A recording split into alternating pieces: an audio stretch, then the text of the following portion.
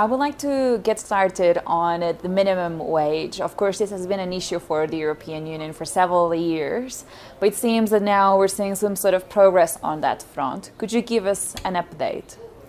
Well, this Commission has made a proposal for a directive on a framework for minimum wages in Europe, with the aim to have decent minimum wages all over Europe, to have more convergence, social upward convergence in Europe. And now we are, I hope so at least, at the final stage. Now we have discussions between the Parliament and the Council, and with the active participation of the Commission. And I hope that we will achieve a compromise under the French presidency. And how would this look like? Is this setting a minimum threshold across the 27? How is this going to work?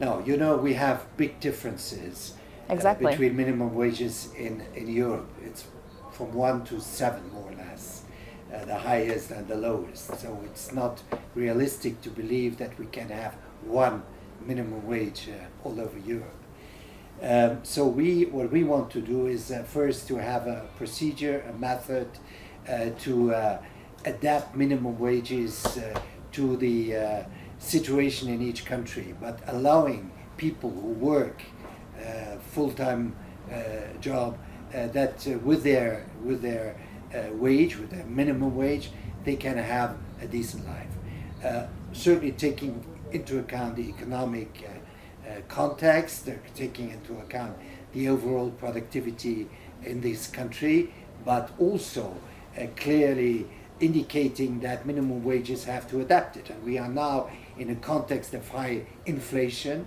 and we cannot accept that minimum wages are completely losing the linkage with living costs.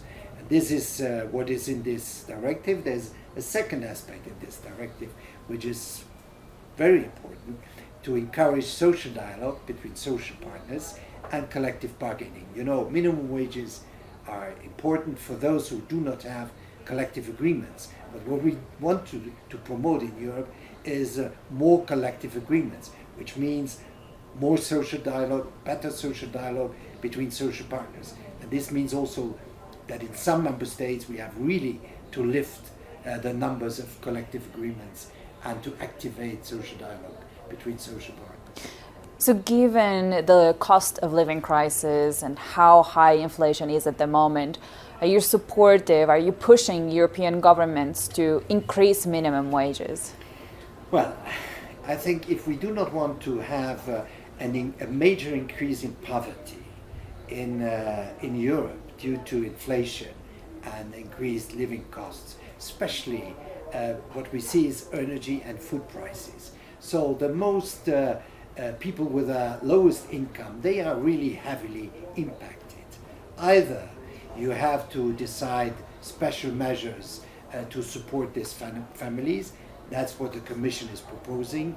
Financial support to the most vulnerable households, to people with low income, but probably to adapt minimum wages that they are at least not decoupled from the evolution of prices in the different member states.